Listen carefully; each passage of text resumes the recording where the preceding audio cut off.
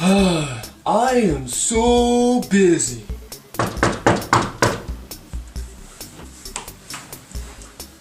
Hello, Alex. Hi, Alex. What brings you out of the closet? Actually, it's Alexis. Actually, you're just wearing a wig. That is if you've overlooked my feminine figure. Then why do you still have a beard? So what you doing? I'm making a video for my class. I think I could help you with that. You see, we can make a video about me, your subconscious, and we can talk about Freud. About Freud? Yes, Freud. It sure is hard. Well, aren't you a whiny little baby? Gosh, I don't know anything about Freud. Tell me more. I am actually your subconscious. Can you help me? I'm here to tell you all about the psyche. The psyche. The psyche.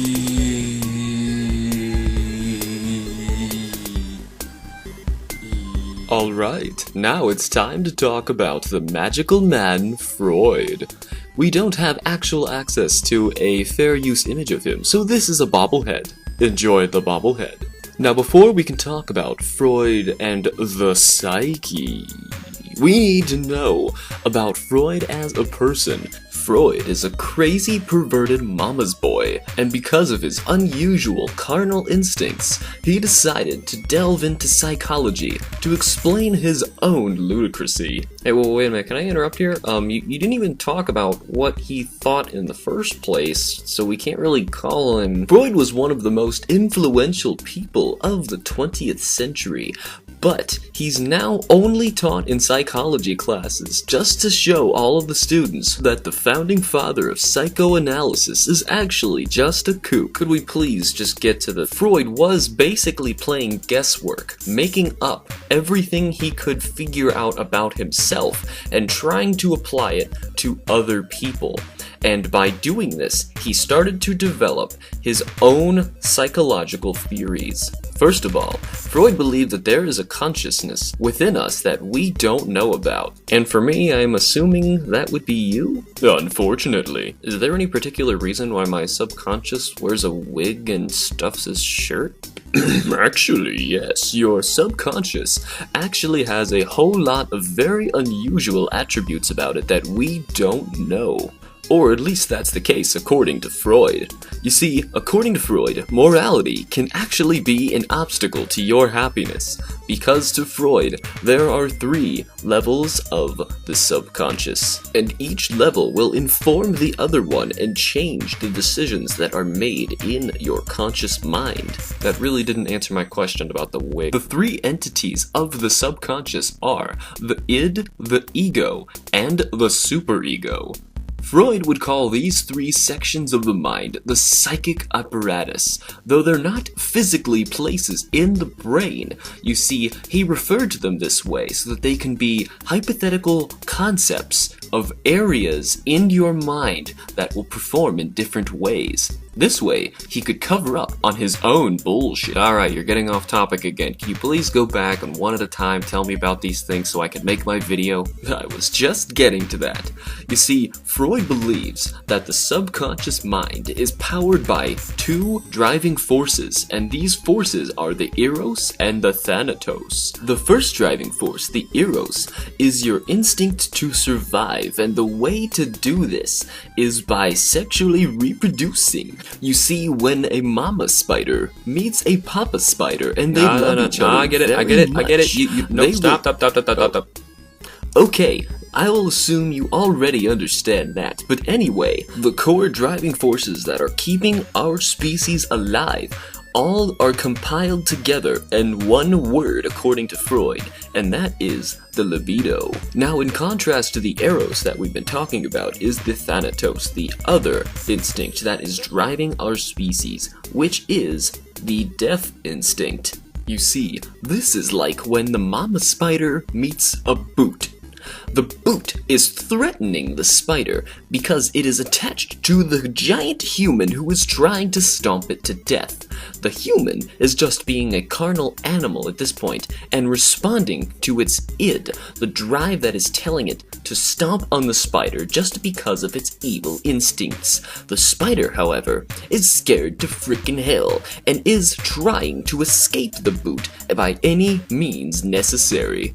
According to Freud, we all want to murder each other, so to stop ourselves from going completely insane, we have another part of the subconscious that will actually suppress the thoughts of both the Thanatos and the Eros, but we're not quite there yet.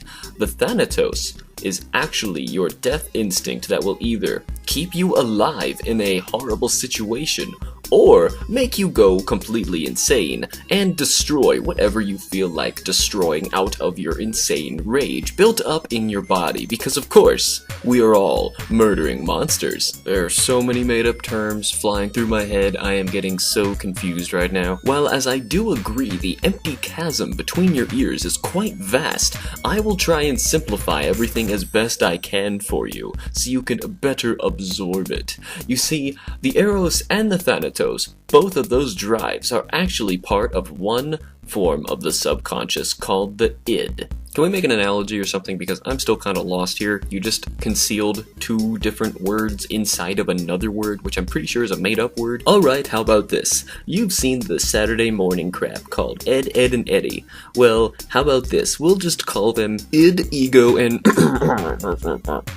Now, for the id, you see, this represents Eddie, the character who wants to go and do all of the destructive, ridiculous things that he feels in his adolescent puber basis navalubush. I'm pretty sure none of those were actually words. But you see, Eddie can't get away with all of the ridiculous things that he wants to do and all of the scams he tries to get away with, because he is actually being corrected and hindered by his head-concealing neighbor, Double D, or for the case of your analogy, the ego is suppressing the id from doing whatever it wants to do. Freud likes to say that this is when the pleasure principle, the id, meets the reality principle, the ego, and the pleasure principle cannot get away with what it wants to do, so instead, it uses sublimation to get what it wants instead as an alternative. Sublimation, use Ed and Eddie again, explain that to me. Okay, well, instead of stealing the jawbreaker that Eddie really wants, Double D makes him find some other large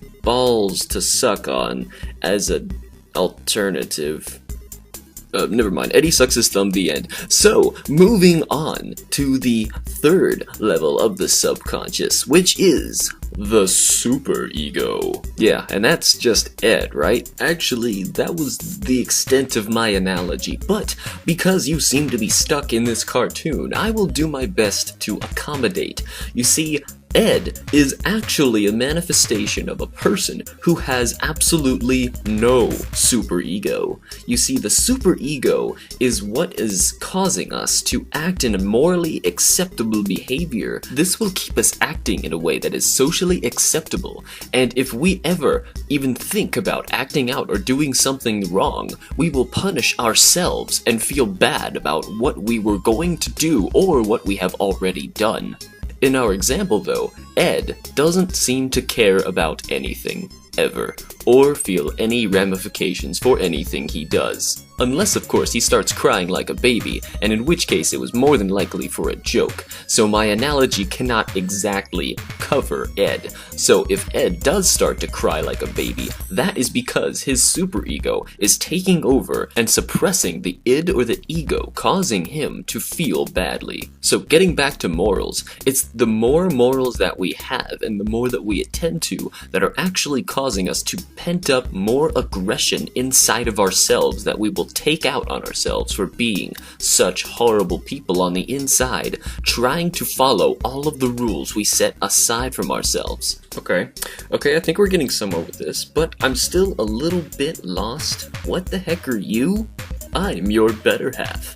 Yeah, whatever. Well, what we were saying is there's 3 different levels of the subconscious, which means that the normal conscious is somewhere else, right? And then the 3 different levels of the subconscious kind of bicker and argue and keep each other in check, which alters what the conscious is actually thinking about something in the outside world. That is absolutely right. Okay, well, what does that make you?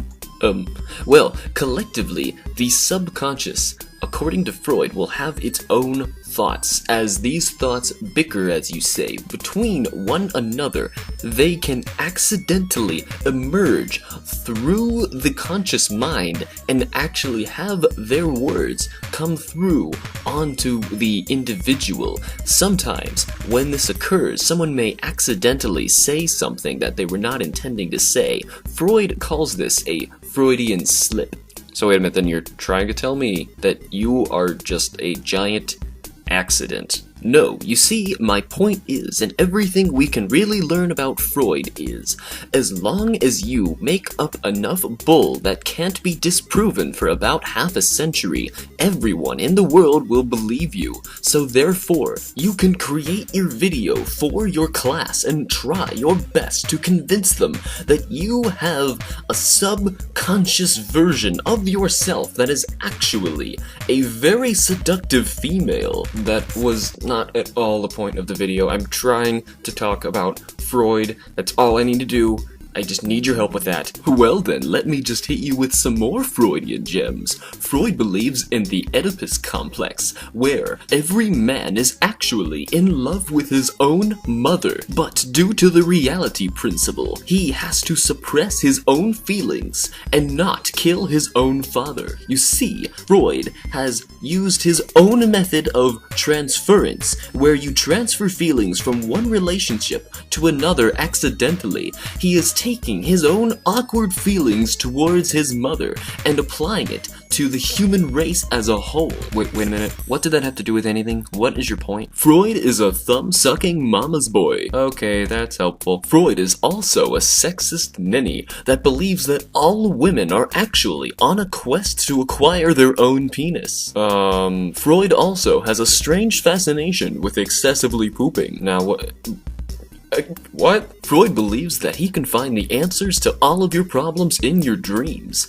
And the answers to all of your dreams is having sex with your mother. I am so very disturbed right now. Disturbed is what you are at the moment. But unlike me, you are a male. And you see, as a female, a very deliciously seductive one as I am extraordinarily envious of the male penis. That's it. I don't think I want to hear anymore. Freud believes that an inadequate toilet training will turn you into an obsessive, tidy person who loves to shove things like spoons deep into their rectums. Well, this got weird and it got weird fast. Freud believes that the only reason women enjoy anything is because it reminds them of a penis. It doesn't even make any sense. Why would you think something like that? Freud believes the real reason women don't like ketchup is because of menstruation. And we're done. Freud believes that hunters actually kill animals because they actually want to have sex with them. Where did that even come from? Where? Who was it that actually read this guy's stuff and thought, this guy is a genius? Freud had such a problem with cocaine that he would send it to his friends and family as a gift.